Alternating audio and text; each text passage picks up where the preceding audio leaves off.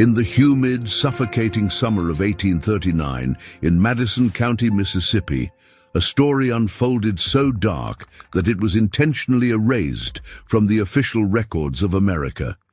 It is the tale of Hiram Calloway, a wealthy and powerful master who announced a forbidden marriage to his own slave, a young woman named Eliza.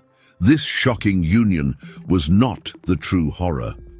The real nightmare began months later with the discovery of a hidden document buried in an old accounting ledger, a single piece of paper that revealed a secret so monstrous it proved the beautiful young woman he had taken as his wife was, in fact, his own daughter.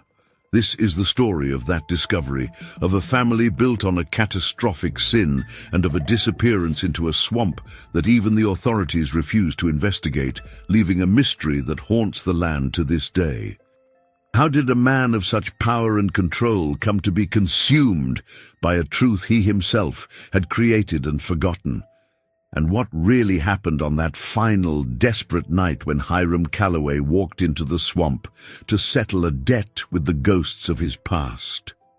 The answers lie not in the history that was written, but in the evidence that was burned, the whispers that survived, and the land that never forgets. Before we delve into the decaying archives of the Calloway family, we invite you to become part of our community of historical investigators. If you believe that the most important stories are the ones that have been deliberately hidden, subscribe to Before the Story and enable all notifications so you never miss an excavation into the past. Please like this video if you value these deep dives into our most unsettling histories. And let us know in the comments from what part of the world you are joining us to uncover this story tonight. The Calloway case begins not in the mud of the Mississippi Delta, but in the sterile silence of an archive, within a brittle leather box unearthed in 1958. Its contents, a handful of letters and a single water-damaged journal, the last remnants of Hiram Calloway's meticulously ordered world. The earliest letters, dated from 1835, are penned in a script as rigid and controlled as the man himself. They speak of cotton prices, land acquisitions, and the precise accounting of human lives, each name entered into a ledger with the same dispassion as bushels of corn or heads of cattle. These documents paint a portrait of a man who believed in the absolute power of his own will, a master convinced that every aspect of his domain could be managed, measured, and contained. His plantation, known as Providence, stretched across 800 acres of rich black soil, wrested from the Yazoo River floodplains. It was a kingdom built on discipline and profit, ruled by a man who had been a widower for nearly 2 decades. Hiram Calloway's obsession was not with comfort, but with legacy, a name and a fortune that would outlast him, carved into the very landscape of Madison County. He saw the world as a series of accounts to be balanced, of assets to be managed. The enslaved people who worked his fields were entries in this grand ledger, their humanity a factor too intangible to be considered in his cold, relentless arithmetic of power. The land itself seemed to reflect his temperament. Orderly rows of cotton stretched to the horizon, a testament to his control. But at the edge of his cultivated empire lay the Black Cypress Swamp, a vast, chaotic territory of dark water and tangled growth that defied any attempt at cultivation. It was a place of myth and fear, a border between his world of rigid order and a natural world of profound, untamable mystery. The swamp was a constant, silent presence, its humid breath settling over the fields at dusk, a reminder that not everything could be fenced in and accounted for. This stark contrast between the managed fields and the wild swamp would become the stage for his undoing. Hiram's letters reveal a profound isolation, the self-imposed solitude of a man who trusted no one but himself. He had no close friends, and his correspondence with family was limited to curt, financial matters. His world was the plantation, and his society was composed of those who were his property. This detachment from the world of his peers, this belief in his own exceptionalism, is what allowed him to believe he could operate outside the unwritten laws of his society. He was a man who saw rules as things that applied to lesser men, not to the architect of his own destiny, the absolute monarch of providence. This carefully constructed reality, however, was built on a fragile foundation of willed ignorance. The letters, for all their detail on profit and loss, are marked by what they omit. There is no mention of emotion, no hint of introspection, no acknowledgement of the complex human lives that sustained his wealth. His journal was not a place for reflection, but another kind of ledger, one that tracked his ambitions and his assets. He documented his world not to understand it, but to possess it, to ensure that every piece of it was accounted for under his name. But history is a debt that always comes due, and some accounts cannot be settled with coin. The silence in his records was a void waiting to be filled, a space where the unwritten truths of his life festered. The box of letters, discovered over a century later, represents the first attempt to reconstruct a story that Hiram Callaway did everything in his power to destroy. It is the beginning of an investigation into a man who built an empire of order, only to be consumed by the chaos he had buried at its very foundation, a chaos that would rise from the silence of his own ledgers. What the early records show is a man at the peak of his power, utterly confident in his control over his world. He believed his wealth and his will were impenetrable fortresses, capable of shielding him from any consequence. He could not have known that the greatest threat to his kingdom was not a market crash or a failed crop, but a single, forgotten entry in a dusty book, a ghost from his past, preserved in his own handwriting. The stage was set for a tragedy not of fate, but of history, a story of a man who would be undone by his own meticulous record-keeping. The atmosphere at Providence in the years leading up to 1839 was one of oppressive, suffocating quiet. It was the quiet of absolute authority, where dissent was not tolerated and emotion was a liability. Hiram moved through his domain like a spectre, his presence felt in every corner of the plantation, from the main house to the furthest fields. It was a world held in a state of suspended animation, waiting for a catalyst, for a single event that would shatter the fragile peace and expose the rot beneath the carefully polished surface. That catalyst would not be an act of rebellion, but an act of what Hiram Callaway, in his profound delusion, called love. The final piece of this prelude is a sense of impending doom that permeates even the most mundane of his writings. Reading his letters with the knowledge of what is to come, one can feel the tension building beneath the surface of his controlled prose. Every mention of legacy feels like a tragic irony, every declaration of his own power a prelude to his fall. His world was a house of cards, built with immense precision and care, but a single breath of truth was all that would be required to bring the entire structure crashing down around him. The story of Hiram Callaway is the story of that breath.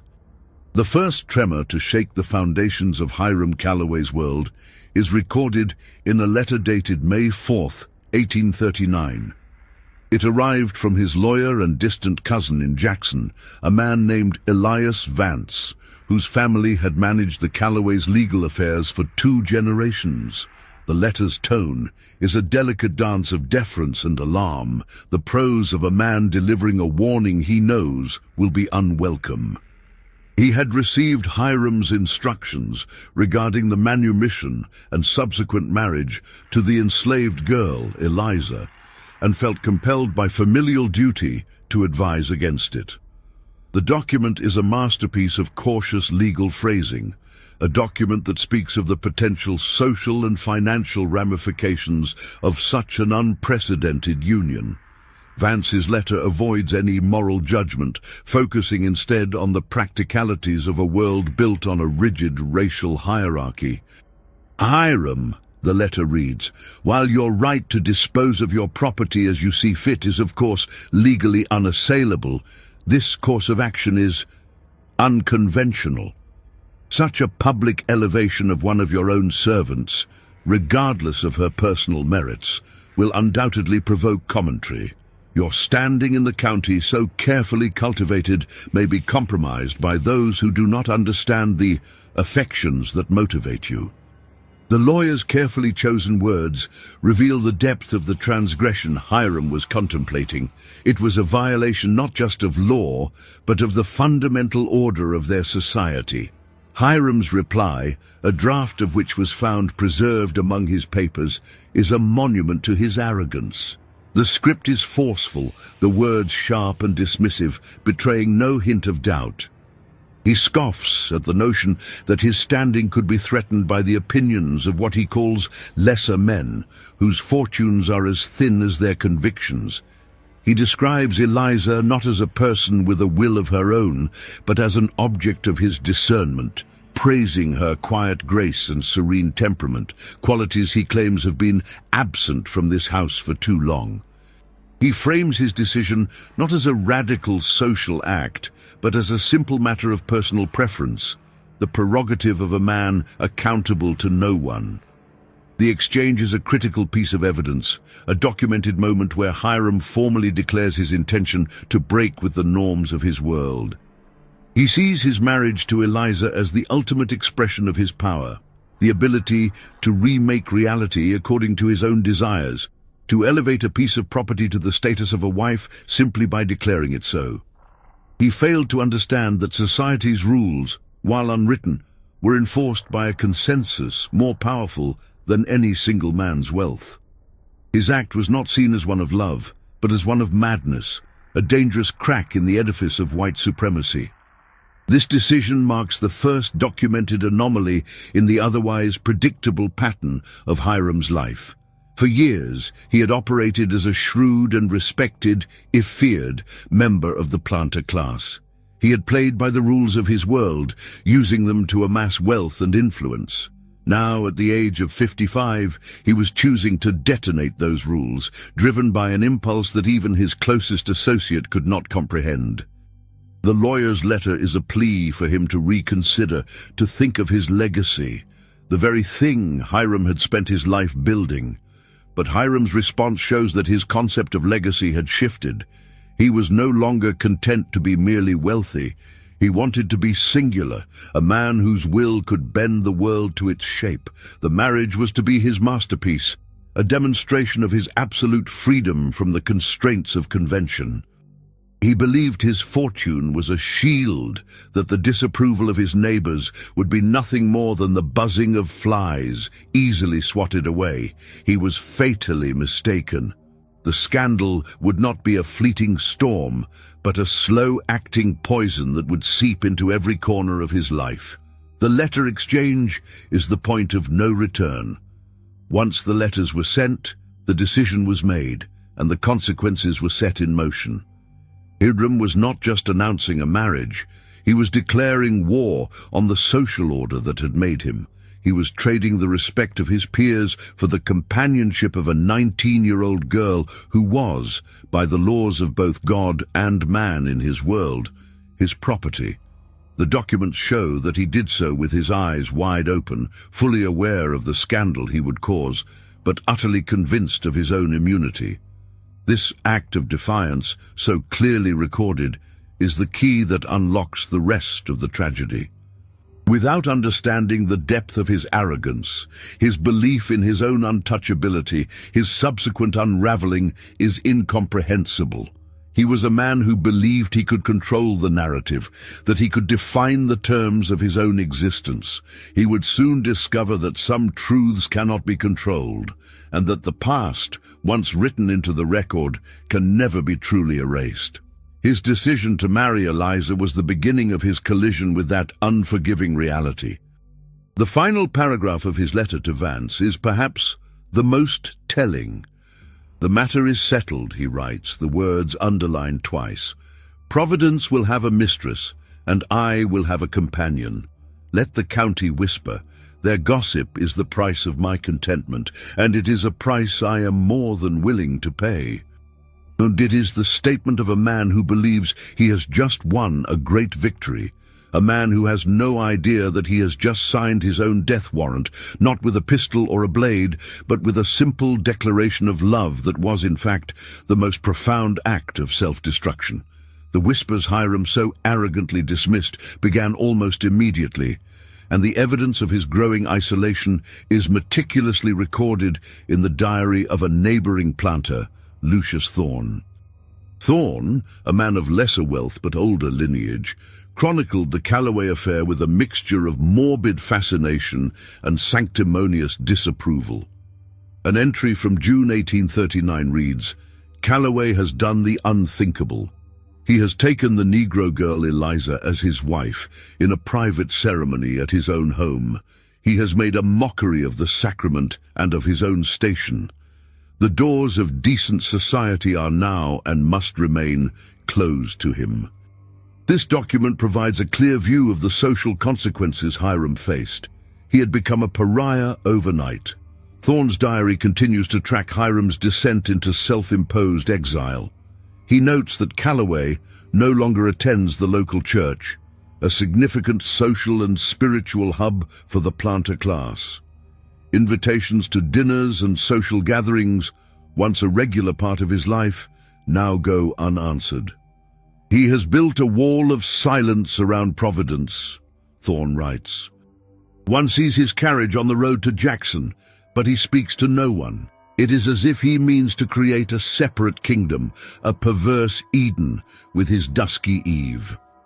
The diary serves as a record of the community's judgment, a social quarantine enacted to contain the contagion of his transgression.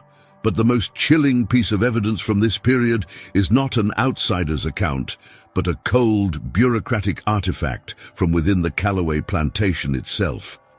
It is the household ledger for the year 1839, a massive, leather-bound volume where every expense, every transaction, every piece of property was recorded.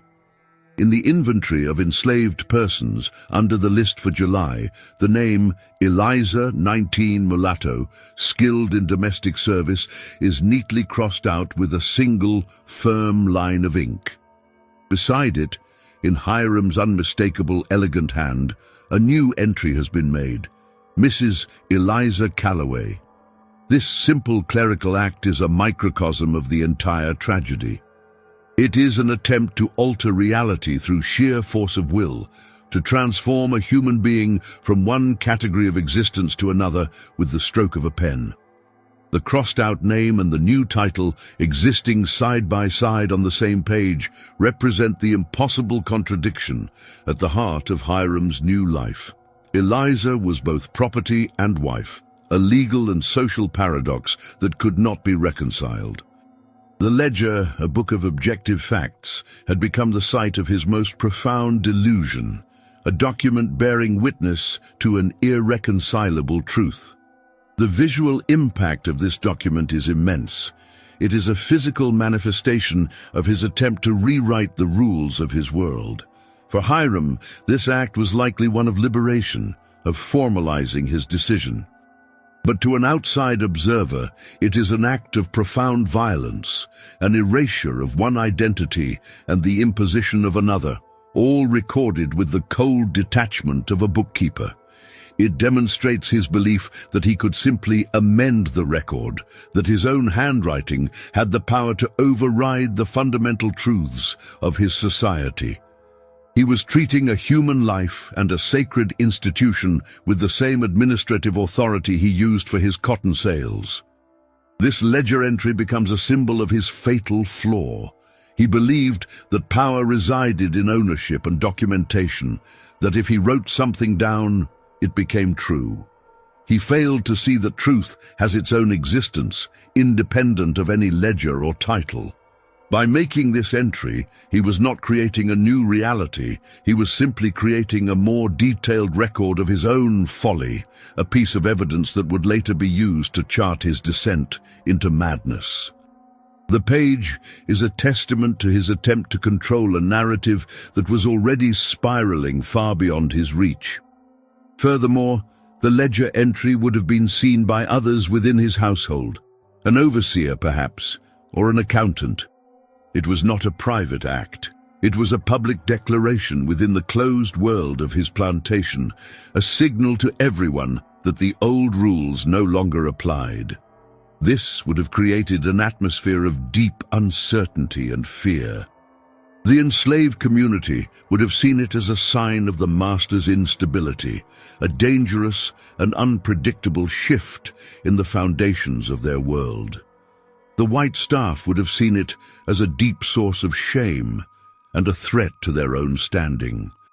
The accumulation of this evidence, the diary of a scornful neighbor, the self-imposed isolation, the bizarre and contradictory ledger entry, paints a picture of a man deliberately severing his ties to the world, retreating into a private reality of his own making.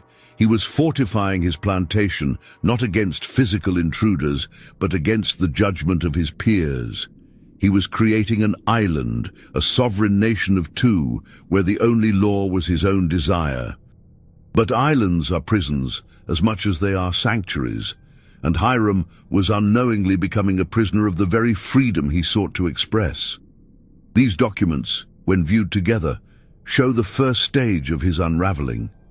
The initial act of defiance was followed by a doubling down, a stubborn refusal to acknowledge the consequences.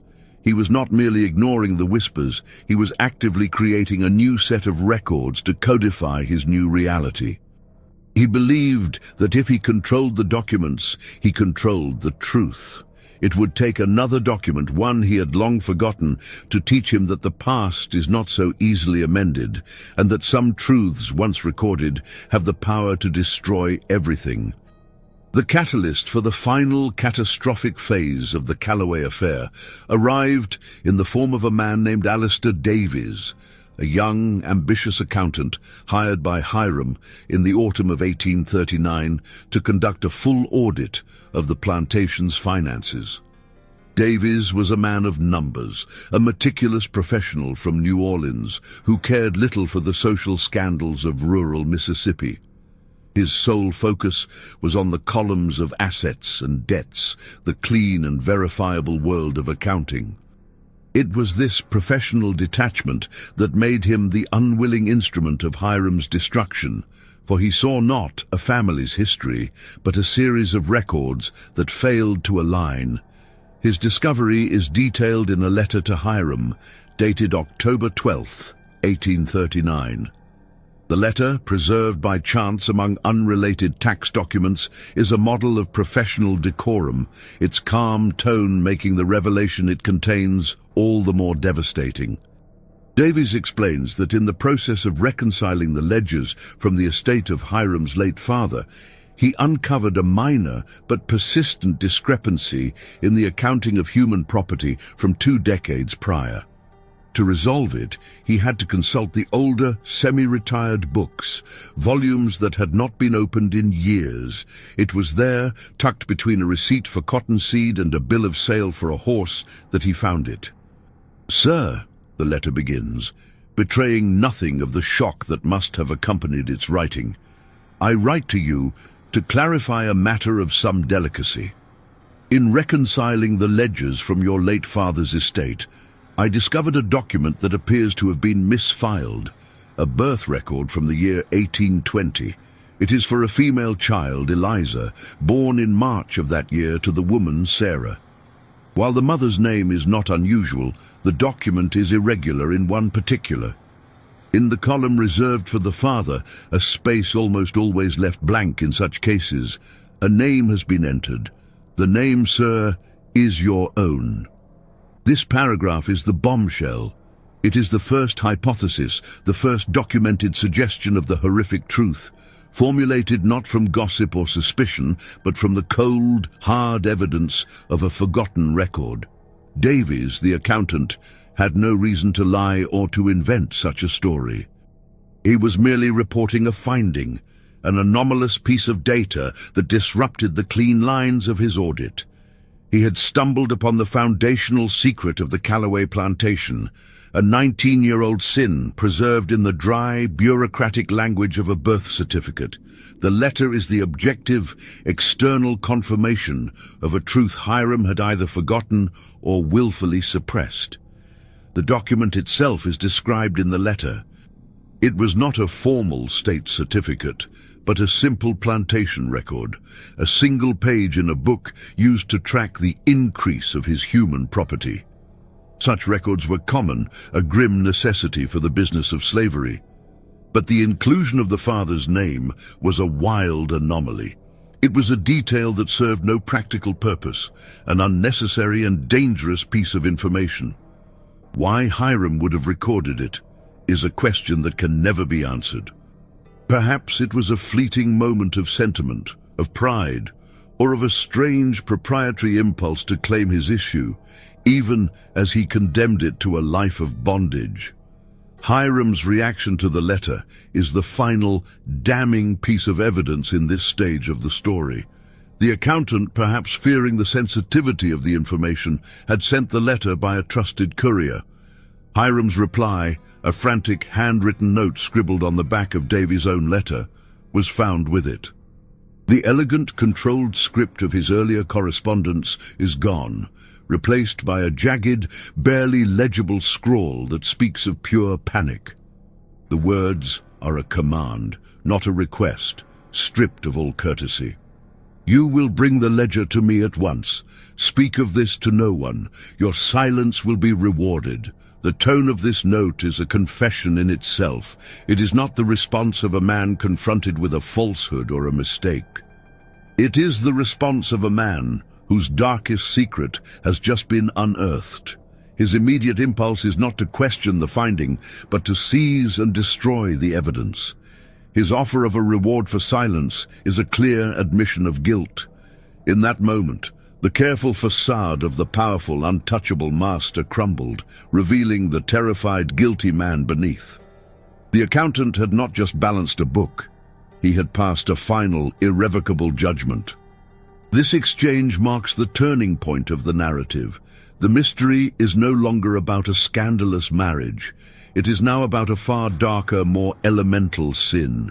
The conflict shifts from an external one, with Hiram against society, to an internal one, with Hiram against his own past. The ledger, once a symbol of his power and control, had become his accuser. The accountant, a neutral observer, had become the witness to his crime. The first hypothesis had been formulated, and it was so monstrous that it threatened to annihilate not just Hiram's reputation, but his very sanity. The silence that followed this exchange was profound. The records show that Alistair Davies left Madison County 2 days later, his contract terminated, a generous sum paid for his discretion. He was never heard from in Mississippi again. Hiram was now alone with his discovery, with the physical proof of his sin. The ledger was in his hands. He now had to confront the reality that the woman he had made his wife, the centerpiece of his defiant new world, was the living embodiment of a past he had tried and failed to bury. The whispering of his neighbors was about to be replaced by the screaming of his own conscience. After the accountant's departure, a new kind of silence descended upon Providence, a heavy, knowing quiet that was more terrifying than any open condemnation. The truth, once unearthed, did not remain confined to the main house. It spread through the enslaved community not as a rumor, but as a confirmation of a long-held suspicion. The evidence for this comes from a source far removed from Hiram's world. The transcript of a Works Progress Administration interview conducted in 1936 with an elderly woman named Martha, who'd been born a slave on the Callaway plantation. Her testimony, recorded nearly a century after the events, provides the missing piece of the puzzle, the perspective of the enslaved.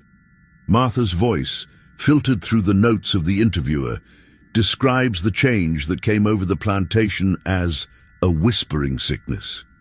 She explains that one of the field hands, a man named Samuel, who sometimes assisted in the office, had seen the birth record in the old ledger before Hiram could destroy it. He understood its meaning instantly. Samuel?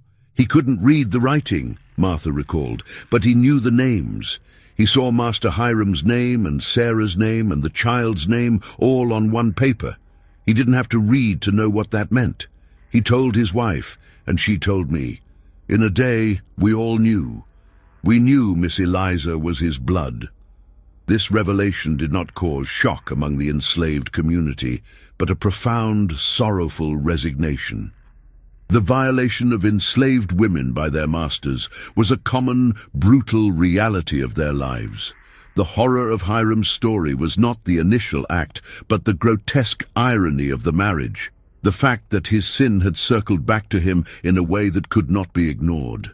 Martha's testimony reveals that the enslaved people became silent observers of his unraveling, their knowledge a form of passive power. We didn't say nothing to him, she stated, but he knew we knew. You could see it in his eyes when he passed us. He was looking to see if we was looking at him, and we was. The social fracture was complete. Hiram was now isolated not just from his white peers, but from the very people who were his property. He was living in a house on a plantation where every single person, from the woman he shared his bed with to the man who tilled his furthest field, knew his most shameful secret. This created an atmosphere of unbearable psychological tension. His authority, which depended on an illusion of moral and racial superiority, had been irrevocably shattered. He was no longer the master in complete control. He was a guilty man, exposed and judged by the silent eyes of his captives. The most profound impact was on Eliza herself. Martha's testimony provides the only surviving account of her reaction. She knew too, Martha said, not from words. Nobody ever told her, but a truth that big, it got a weight to it. You can feel it in the air. She just stopped smiling. The light went out of her eyes. Master Hiram would talk to her, and she would sit there at his big table in her fine dress, and she would look right through him, like he wasn't even there. This description paints a heartbreaking portrait of a young woman trapped in a nightmare, forced to live out the consequences of a sin that was not her own. Eliza's silent emotional withdrawal was a form of resistance more powerful than any rebellion. It was a rejection of the entire false reality Hiram had constructed. He had married her to possess her grace and serenity, and now that was the very thing his own history had destroyed. He had sought companionship and instead found a living embodiment of his guilt, a constant silent accuser sitting across from him at his own dinner table. Her physical presence was a constant reminder of his transgression, and her emotional absence was his punishment. This period, as described by Martha, was the true beginning of Hiram's descent. The judgment of his white neighbors was a matter of social standing, something his arrogance could dismiss. But the silent, knowing judgment of the enslaved community and of Eliza herself was a moral indictment he could not escape. It was a judgment passed not in a courtroom, but in the averted gazes, the sudden silences, the atmosphere of sorrow that now permeated his home. He had become the sole prisoner in a jail of his own making. The social fracture was not a loud, violent break, but a quiet, cellular disintegration of the plantation's social fabric. The established roles of master and slave, husband and wife, had become meaningless, replaced by the more elemental roles of perpetrator and victim, guilty and innocent. The power dynamic had been inverted. Hiram still held the legal power of life and death, but the moral authority had shifted entirely to those he enslaved. They were the keepers of the truth, and their shared, unspoken knowledge was a weapon against which he had no defense. The whispering sickness was the final stage before the fever broke. The tension had reached an unsustainable level. The silence was pregnant with an impending catastrophe. Hiram was a man living on a precipice, haunted by the living and the dead, trapped in a house where every face reflected his own guilt. The fracture was complete, the foundation of his world had given way, and all that was left was the final, inevitable collapse. Martha's testimony makes it clear that everyone on the plantation was simply waiting for it to happen. The physical proof of Hiram Calloway's sin, the document that underpinned the entire horrific truth, was not entirely destroyed. In his panic, Hiram had burned the old ledger, attempting to erase the past with fire. But a single charred fragment of the birth certificate survived, preserved by an act of historical providence. It was discovered in 1972, not in an archive, but pressed between the pages of a Calloway family Bible that had been sold at an estate auction decades earlier. Why it was saved, or by whom, remains a mystery. Perhaps it was kept by a guilt-ridden family member, a tangible piece of a secret they could neither discard nor confess. The fragment itself is a powerful artifact. A photograph of it reveals a small browned piece of paper, its edges scorched, the ink faded by time. Most of the words are lost, turned to ash, but two phrases remain perfectly, chillingly legible, written in the same elegant, controlled script as Hiram's early business letters. The first is a date, March 1820. The second is a simple declaration under a printed column, heading, Father H. Calloway. This fragment is the irrefutable evidence, the material confirmation of the whispers and the accountant's letter. It is the objective, physical truth that survived the flames. The impact of this truth on Hiram is documented with harrowing clarity in the few remaining entries of his personal journal. These entries, written in the days following his burning of the ledger, are a stark contrast to his earlier confident writings.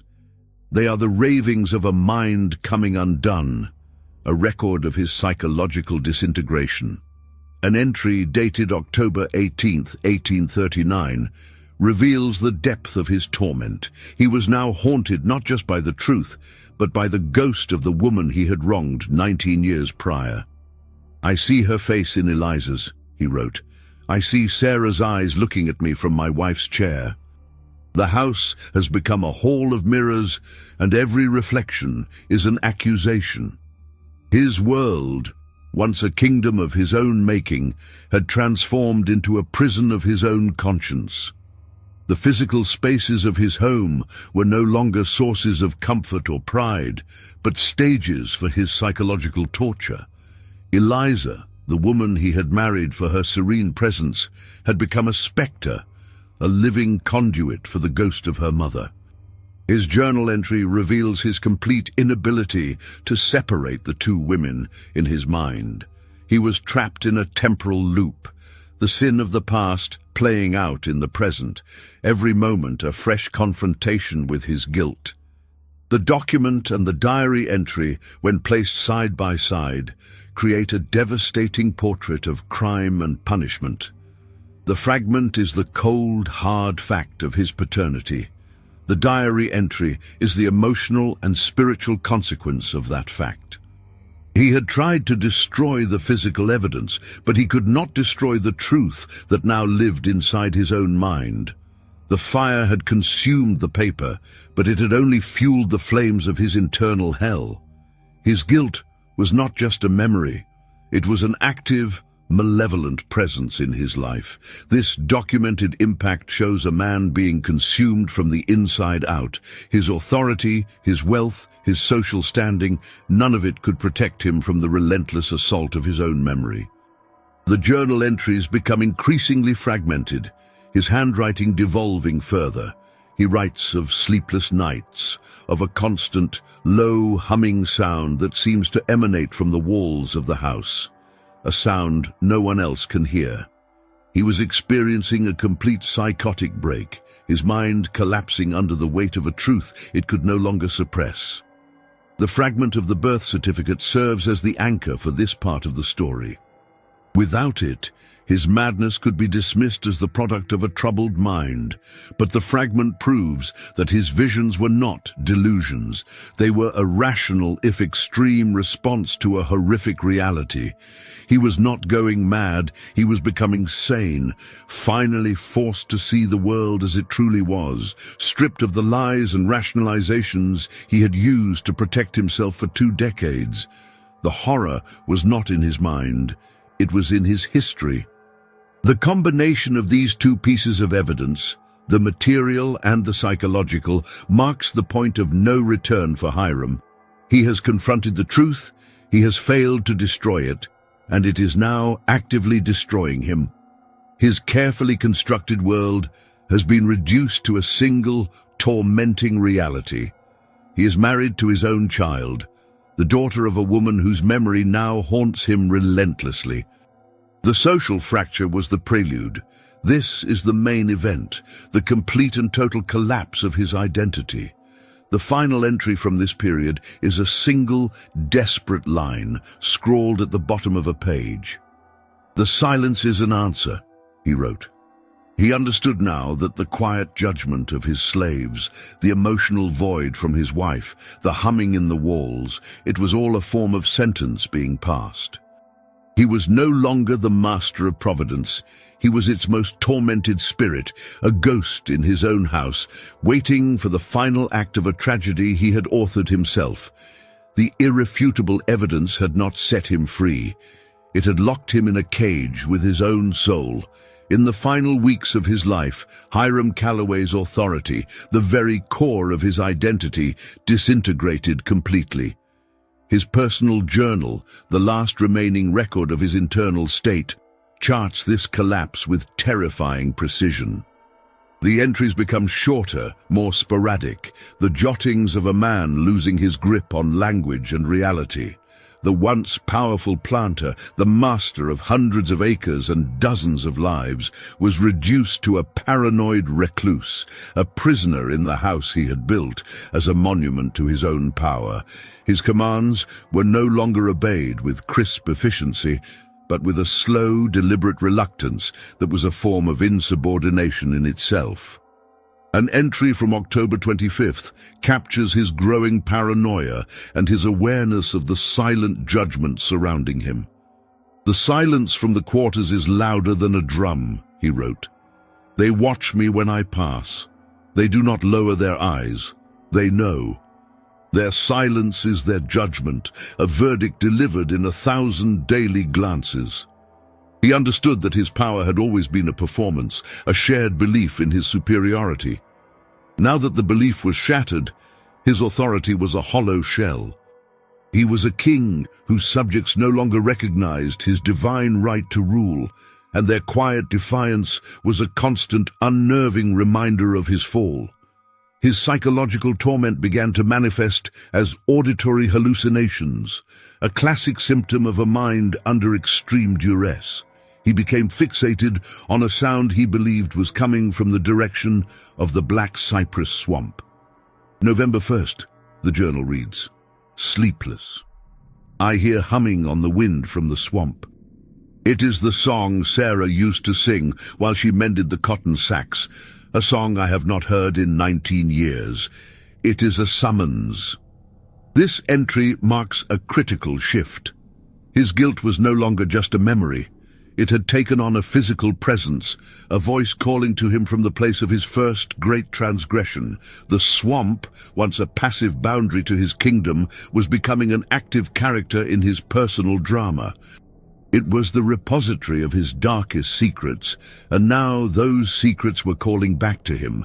The song of a dead woman, carried on the wind, was a manifestation of a justice that operated outside the laws of man.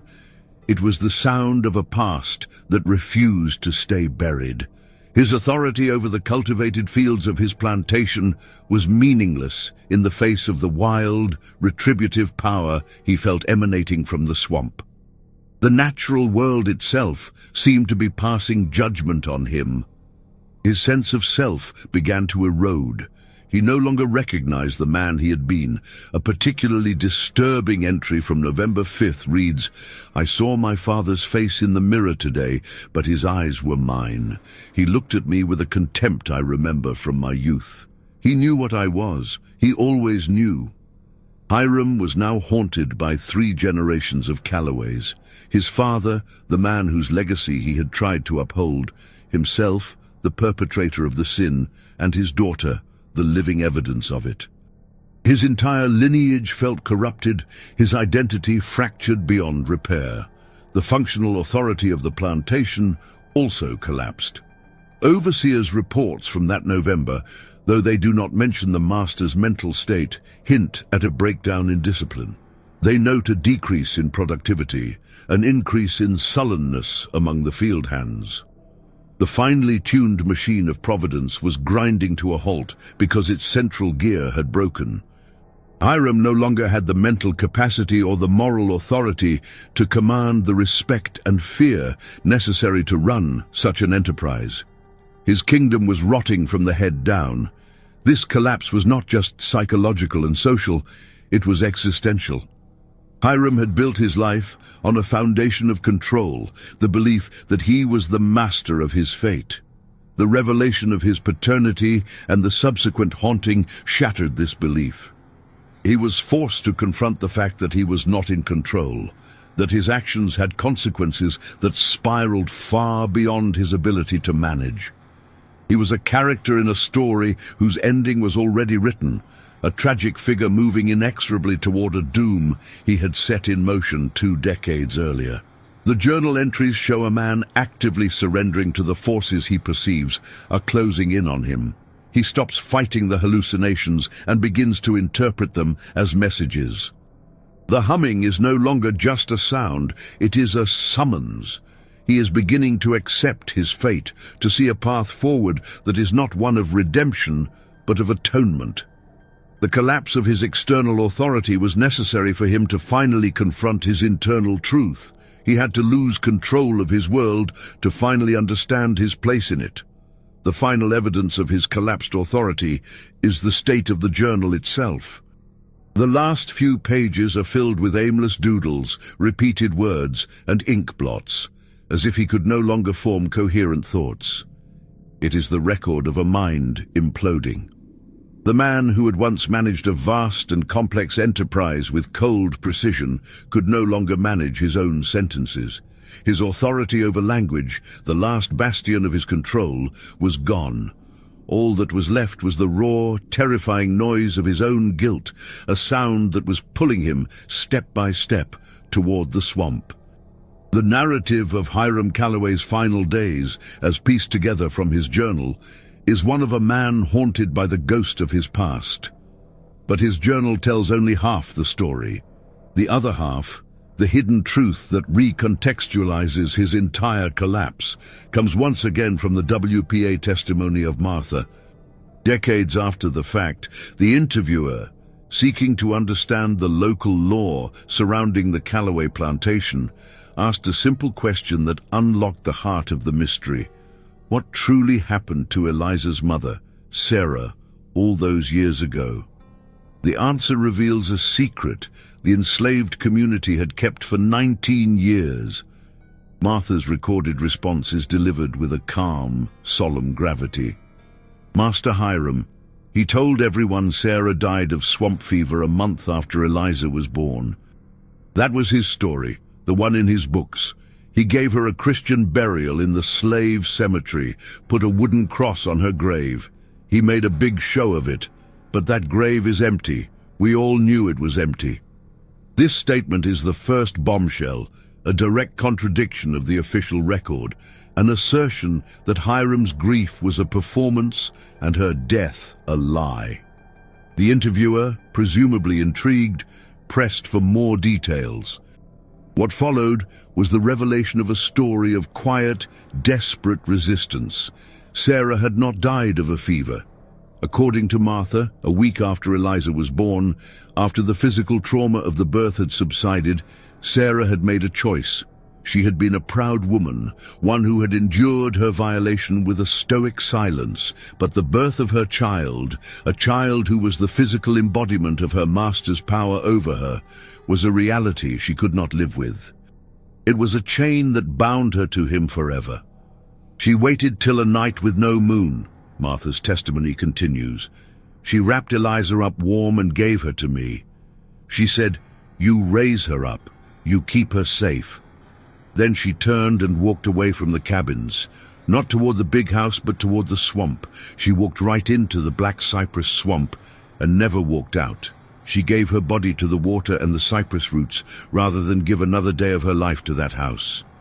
That was her justice, not his. This account transforms Sarah from a passive victim into an active agent of her own destiny, a woman who chose oblivion over continued bondage. This hidden source changes everything. Hiram's haunting was not the product of a guilty conscience dredging up a random memory. The humming he heard was not a generic ghost song. It was a specific call from a specific place, the very place where the woman he had wronged had made her final, defiant stand. He was not just being haunted by the memory of a woman who had died. He was being haunted by the truth of how she died, a truth he never even knew.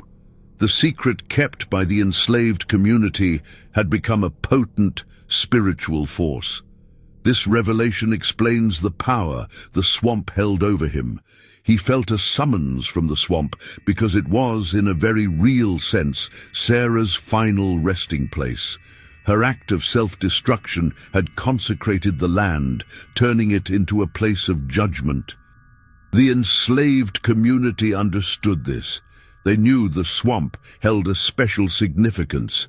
Their silence on the matter was not just about protecting themselves. It was about protecting Sarah's secret, about honoring her final act. They allowed Hiram to believe his own lie about the fever, knowing that the real truth was a power they held in reserve.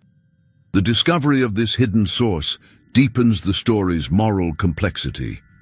It suggests a form of justice that operates on a spiritual plane, a web of knowledge and memory maintained by the oppressed.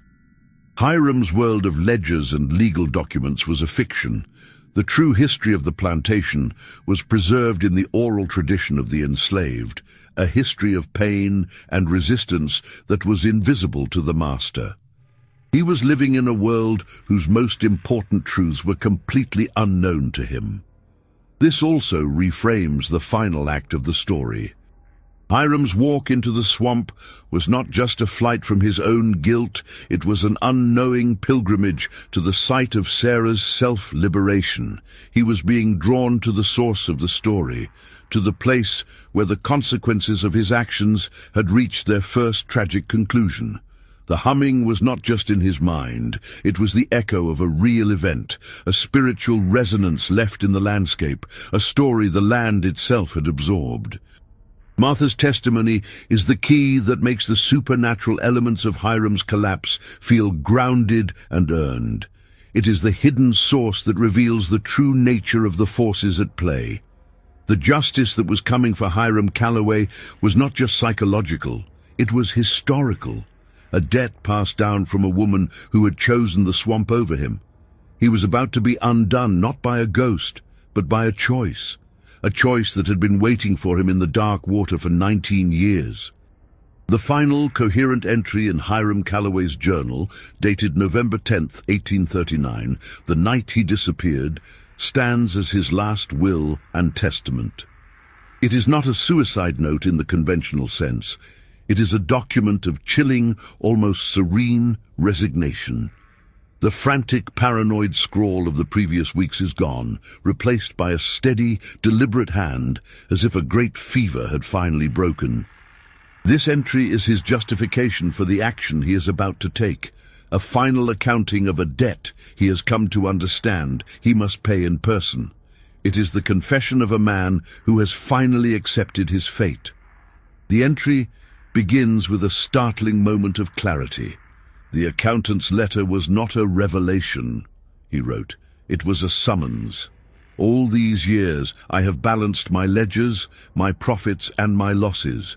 But one debt remains outstanding, an entry from a book I thought long closed. I have been a master of accounts, but a fool in the face of the truth. This opening is a complete repudiation of his former self. The man who believed he could control reality with his ledgers now admits that the most important ledger of all is the one kept by memory and consequence. He then addresses the hallucinations that have plagued him, but he no longer frames them as madness. He sees them now as communication, as a guide. The humming I hear is not a phantom of a troubled mind, his journal continues. It is a call to order. Sarah does not hum to haunt me. She hums to guide me. She sings the song of a debt that must be paid where it was incurred, in the place where the first entry was made. He has interpreted the ghostly song as a directive, a map leading him to the site of his original sin. The swamp is no longer a place of fear, but of necessity. This justification is crucial. It shows that Hiram is not simply fleeing from his unbearable reality. He is actively moving toward a resolution, albeit a grim one. He believes he is participating in a ritual of his own, a final, terrible act of balancing the books.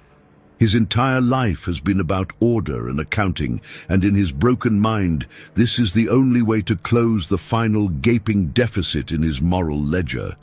He is applying the cold logic of his profession to the passionate chaos of his soul.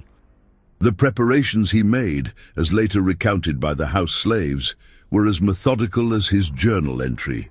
He did not flee in a panic. He dressed in a simple, dark suit, the kind he wore for business in Jackson. He did not take a horse or a lantern. He simply walked out of the main house, down the grand porch steps, and turned not toward the road, but toward the dark, tree-lined path that led to the black cypress swamp. His actions were those of a man going to a prearranged appointment, a man who knows exactly where he is going and why. The source, his own journal, justifies this decisive action as an act of moral necessity. "A master is responsible for all that happens on his land," he wrote. "That is the law of our world. I am responsible for her and for the child. This is not an act of despair, but an act of ownership, the last I shall ever claim. I am going to correct what should never have happened." This final, chilling phrase is open to interpretation. Is he going to correct his sin by ending his own life? Or does he believe in his madness that he can somehow magically undo the past by returning to its source? The suspense in this section is built not through action, but through the cold, methodical detailing of his preparations and his chillingly rational justification for an irrational act. He is a man walking calmly toward his own destruction, convinced that it is the only logical course of action left to him. His decision feels less like a choice and more like the fulfillment of a prophecy, the final move in a game that was lost the moment he first laid hands on a young, enslaved woman named Sarah 19 years earlier. This journal entry is the last piece of communication from Hiram Calloway to the world. It is his attempt to frame his own end, to give it meaning. He casts himself not as a victim of madness, but as a man taking ultimate responsibility for his actions. It is a final, desperate attempt to reclaim a shred of the control he has lost, to be the author of his own end, even if that end is annihilation. The source presents a man who believes he's about to perform a final, solemn duty. The entry ends with a simple, haunting sentence. The ledger is now clear. For Hiram, his disappearance into the swamp was the final entry, the closing of an account, the balancing of a life that had become hopelessly, monstrously unbalanced. He walked into the darkness of the swamp to find a kind of peace, the terrible peace of a debt finally paid in full. His decisive action was not to live with his sin, but to be consumed by it, to merge with the landscape that held the memory of its origin. The story of what happened after Hiram Calloway walked towards the swamp is told through two final, starkly contrasting primary sources. The first is the institutional record, the official voice of law and order. It is the report filed by the Madison County Sheriff, a man named Jedediah Cole, in December of 1839, a month after Hiram's disappearance. The document is a dry, bureaucratic summary of a failed investigation, its language carefully chosen to close the case and quell any further inquiry. It represents society's attempt to impose a rational, non-threatening explanation on an event that defied easy categorization. Sheriff Cole's report states that a thorough search of the accessible parts of the Black Cypress Swamp was conducted by a party of 10 men. They found no tracks, no signs of a struggle, no body. The report makes special mention of Hiram's final journal entry, which it quotes in part. The note left by Mr. Calloway, the sheriff writes, clearly suggests a mind overcome by grief and delusion, likely brought on by the recent unfortunate death of his first wife. Given the contents of the note and the absence of any evidence of foul play, his disappearance is hereby ruled a probable suicide by drowning. The report is a masterclass in official erasure, reducing a complex tragedy to a simple case of madness and grief. The sheriff's interpretation is a deliberate fiction. He attributes Hiram's state of mind to the death of his first wife, who had been dead for nearly 20 years, completely ignoring the scandalous marriage to Eliza that was the true cause of his isolation.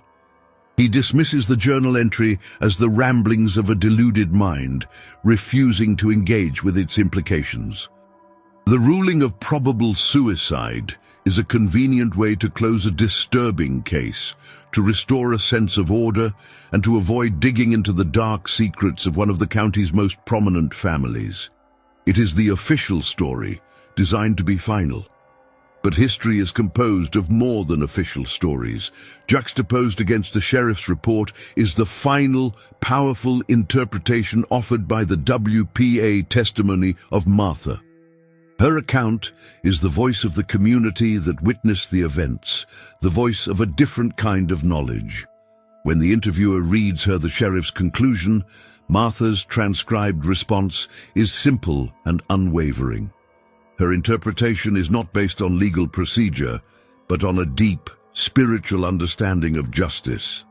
It is the final primary source, the one that tells the truth the official record was designed to hide. The sheriff, he knew where to look, Martha stated, her voice imbued with the certainty of an eyewitness to a truth beyond the physical. But he didn't want to find him. It wasn't his place. Mr. Hiram didn't kill himself. Not in the way they mean. He was called. He was summoned. The swamp, it holds memories, it holds debts. Sarah gave herself to that water, and when the time came, the water came for him. The swamp takes what it's owed. That's a justice the law don't understand. This interpretation recasts the entire event. In Martha's telling, Hiram's death was not an act of self-destruction, but an act of supernatural retribution. The swamp is transformed from a passive location into an active agent of vengeance, a sentient force that balances the scales of justice. Hiram was not a suicide, he was a sacrifice, his life forfeit to the memory of the woman he had wronged. This is the spiritual climax of the story, a truth that exists in the realm of folklore, faith, and communal memory. The contrast between the two sources is absolute. The sheriff's report is a document of closure and denial, an attempt to bury a difficult story under the weight of officialdom. Martha's testimony is a document of memory and meaning, an insistence that the story not be forgotten, that its true spiritual significance be honored. One is a product of institutional power, designed to protect the status quo. The other is a product of communal wisdom, designed to preserve a truth that power would prefer to erase. The emotional impact of this final juxtaposition is immense. It forces the audience to choose which interpretation to believe. Is the truth found in the rational, logical, but clearly incomplete report of the sheriff, or is it found in the mythic, spiritual, but emotionally resonant account of the formerly enslaved woman?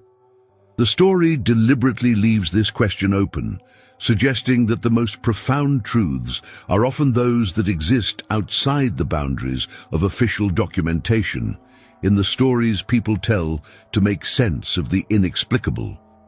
Ultimately, both sources agree on one thing: Hiram Calloway is gone, consumed by the swamp, but they offer two fundamentally different reasons for his demise. One is a story of individual madness, a private tragedy. The other is a story of cosmic justice, a communal epic.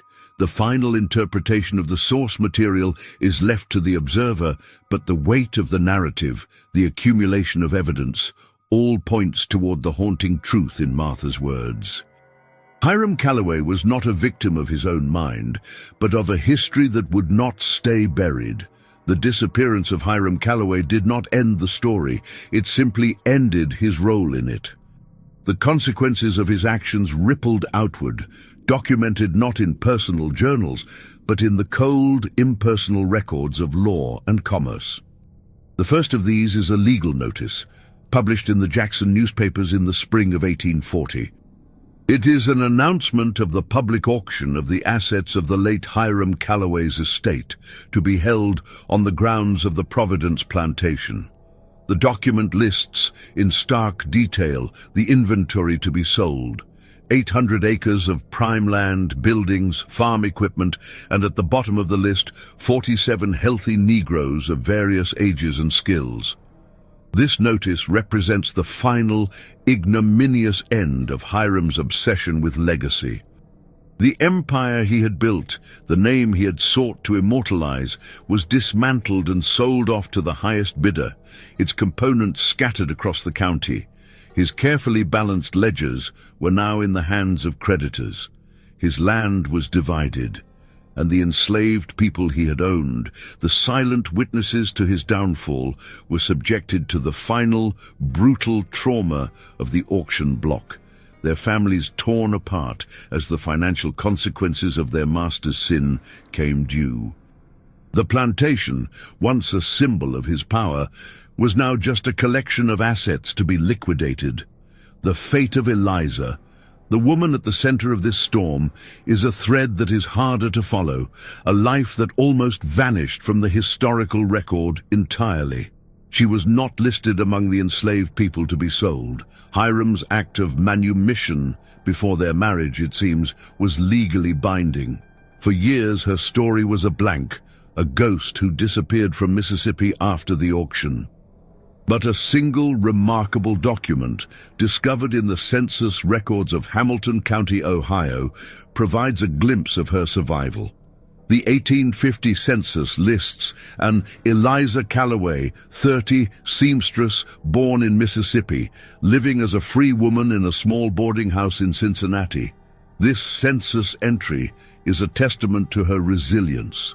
She had survived. She had escaped the South, escaped her past, and forged a new life for herself in the North.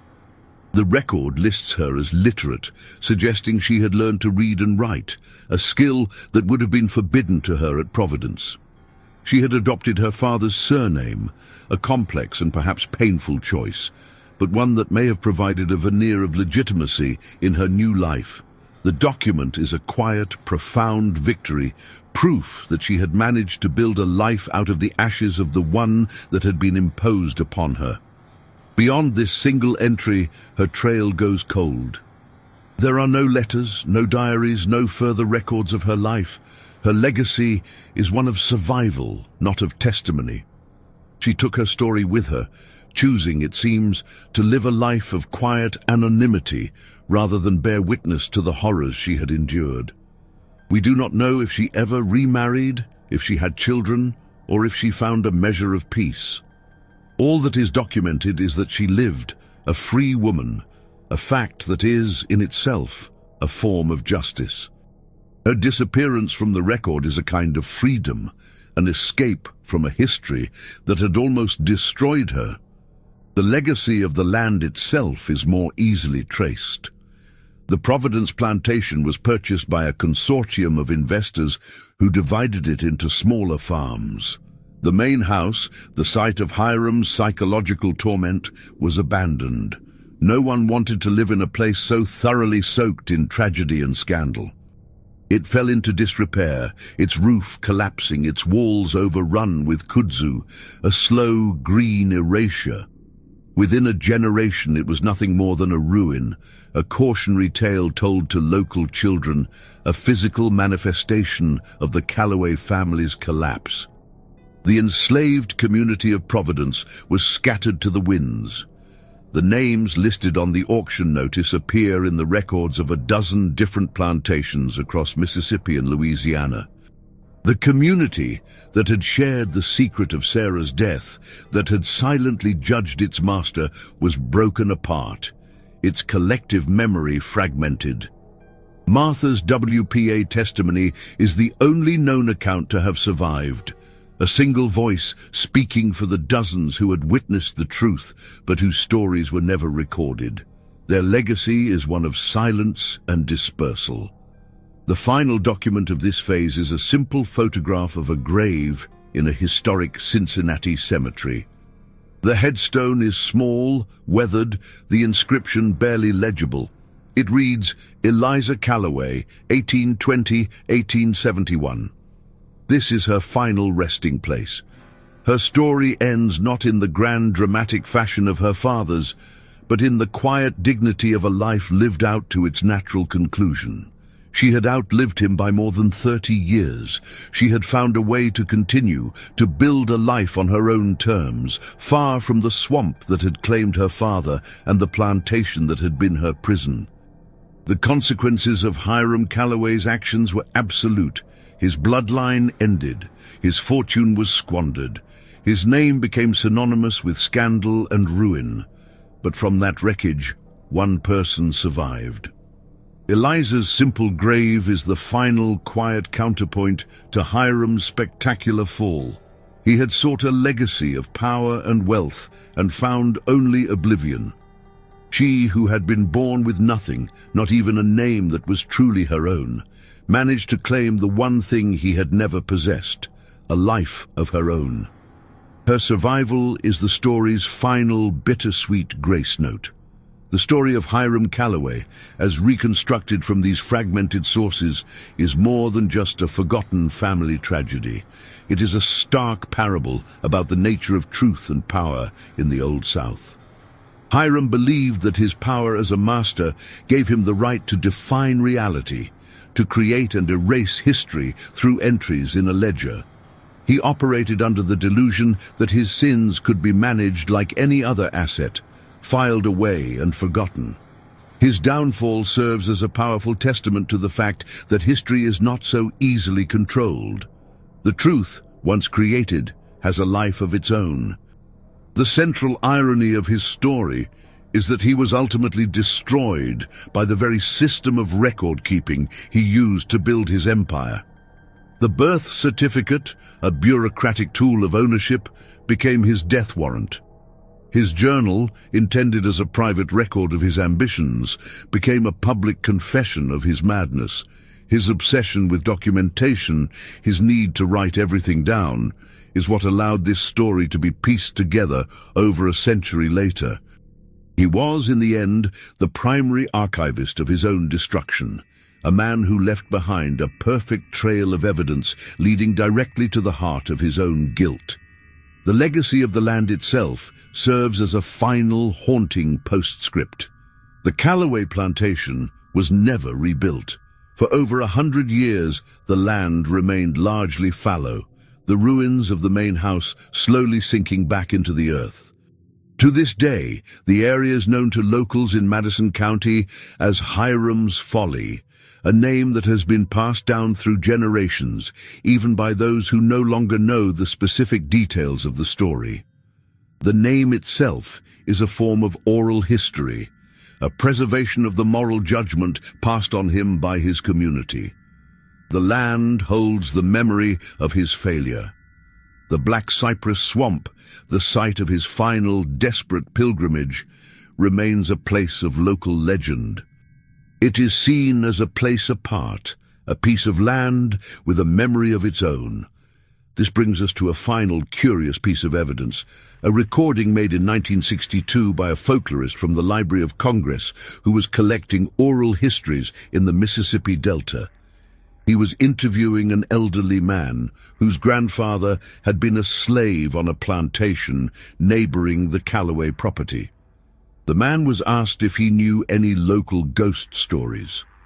The recording captures the old man's voice, thick with the accent of the region, his tone utterly serious. "Nah," he says, "you don't go out to the old Callaway swamp after dark. Not never. My granddaddy, he said that place has a memory. He said if you listen real close on a quiet night, when the wind is just right, you can still hear a mother humming for her child. And for the man the water keeps." And this piece of folklore, recorded over 120 years after Hiram's disappearance, is the final echo of the story. It is the preservation of Martha's interpretation, the survival of the spiritual truth over the official record. The story has outlived the documents, transforming into a myth that is now embedded in the landscape itself. The humming that drove Hiram mad is still said to be there, a permanent feature of the place, a sound wave of justice that continues to ripple through time. The swamp has become a living monument to a crime that was never prosecuted, a grave for a man who was never buried. And so, the open question remains. What really happened to Hiram Callaway on that November night in 1839? Was his end a simple, tragic act of suicide, the desperate escape of a man cornered by his own guilt, as the official record states? Or was he answering a summons, pulled into the dark water by a force of retributive spiritual justice, a debt collected by the land itself? Was his final walk an act of madness, or was it the sanest, most necessary act of his life?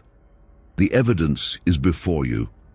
The fragmented letters, the contradictory ledgers, the desperate journal, the eyewitness testimony, the official denials, and the persistent folklore. The truth, like Hiram Callaway himself, likely lies somewhere in the murky depths between the documented fact and the remembered story.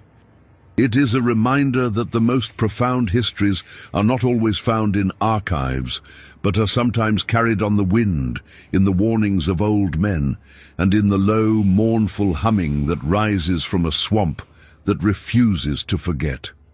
The official records are often designed to create silence, to bury the truths that are too uncomfortable to face. But the real stories, the ones that tell us who we truly are waiting in the archives, in the folklore, in the very soil beneath our feet. If you believe these truths need to be brought into the light, that these forgotten voices deserve to be heard, then join our mission. Subscribe to Before the Story, and become part of a community that understands that history is not what we are told, but what we have the courage to uncover. We'll see you in the next investigation.